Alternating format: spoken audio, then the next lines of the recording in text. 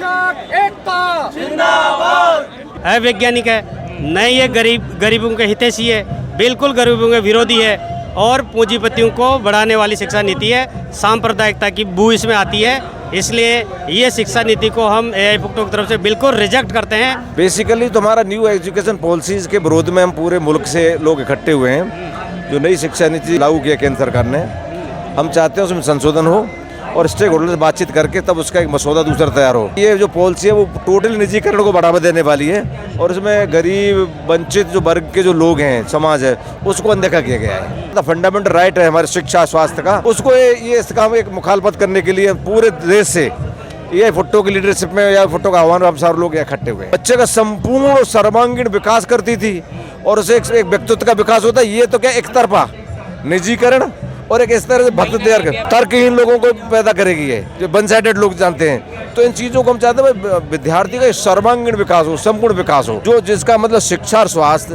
भोजन, ये सारी एक स्वाभाविक हमारे जीवन से अधिकार है, फंडामेंटल राइट है। और जो गरीब दलित वंचित जो वर्ग है उनके वहाँ तक पहुँचेगी नहीं, तो फिर क्या करेंगे इस शिक्षा का। संविधान की जो प्रस्तावना है उस मूल भावना को तोड़ते हुए ऐसा सिलेबस बच्चों पे थोपा जा रहा है कि वो पोंगापंथी पाठ्यक्रम पढ़ के कुछ टेक्निकल या साइंटिफिक नॉलेज उसका बढ़ नहीं पाए और गरीब गरीब होता जाएगा और अमीर अमीर होता जाएगा। और अमीर के लिए जो ये शिक्षा नीति है, गरीब के लिए ये मिलना मुश्किल हो जाएगी। नहीं, इसमें विकास कैसे हो सकता है। मैं आपको बता रहा हूँ, आज एक किसी कॉलेज में कोई गरीब छात्र पढ़ता है, वह 2000 रुपये फीस दे के पढ़ रहा है इस टाइम। वही प्राइवेट कॉलेज में जाएगा या प्राइवेट मेडिकल कॉलेज में जाएगा तो वो 20 लाख रुपये देगा। 20 लाख तो उसकी फीस है और उससे एक्स्ट्रा पैसा और लिया जाता है। मतलब तो एक गरीब आदमी कैसे इतने पैसे का मैनेज करेगा।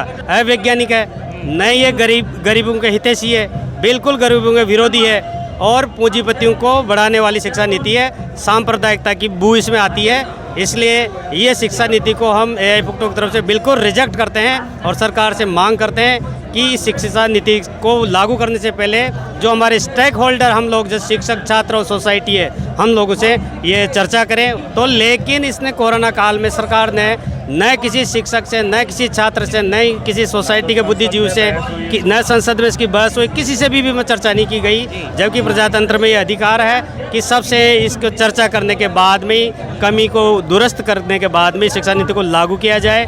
और केंद्र सरकार ने इसको राज्यों पर भी थोप दिया।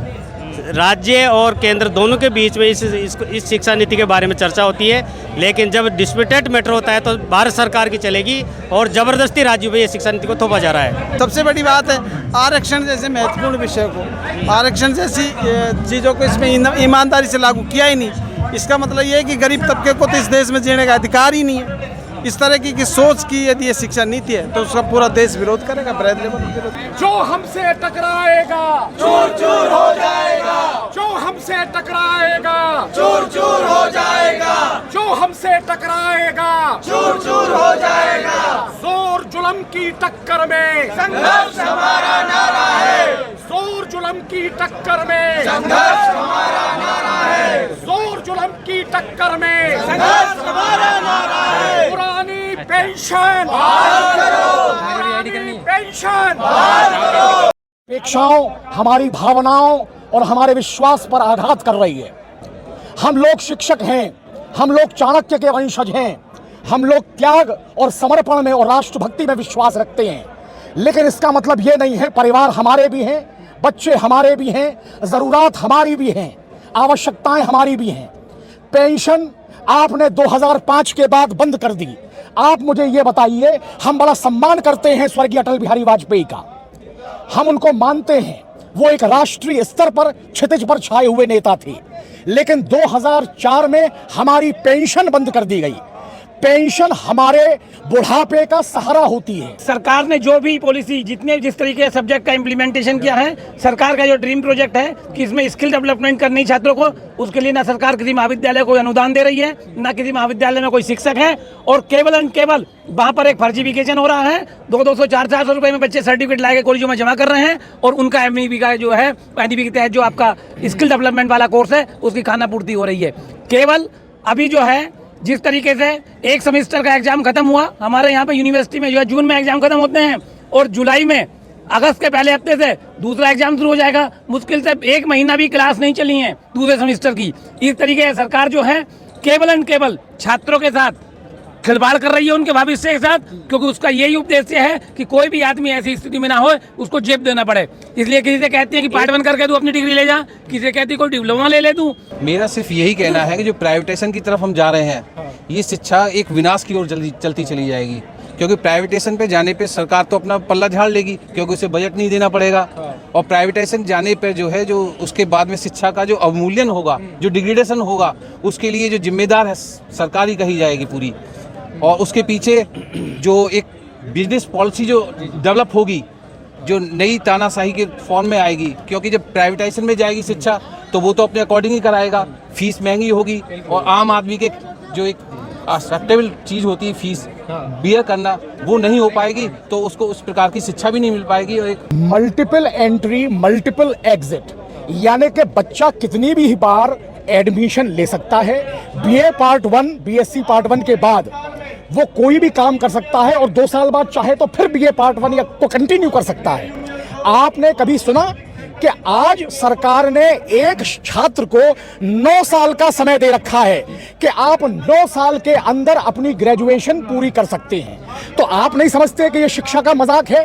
और चूंकि सरकार को बच्चों को रोजगार न देना पड़े, बच्चे कल को शिक्षित होकर के और सड़कों पर सरकार से रोजगार की आकांक्षा न करें। सदी की सबसे ज्यादा बेरोजगारी अगर किसी शासनकाल में हुई है तो वो मोदी शासन में हुई है। आपको मैं बताना चाहूंगा, अभी कॉमरेड अमरजीत कौर ने भी इस ओर इंगित किया है कि वर्ल्ड हंगर इंडेक्स में हमारा भारत 102वीं रैंक से आज 125वीं रैंक तक आकर के नीचे आ गया है। सरकार ने इस ओर ध्यान नहीं दिया और इसी तरह पूंजीपतियों के कर्जे माफ होते रहे तो वो दिन दूर नहीं है। हमको देने को तनख्वाहें नहीं है, पेंशन नहीं है।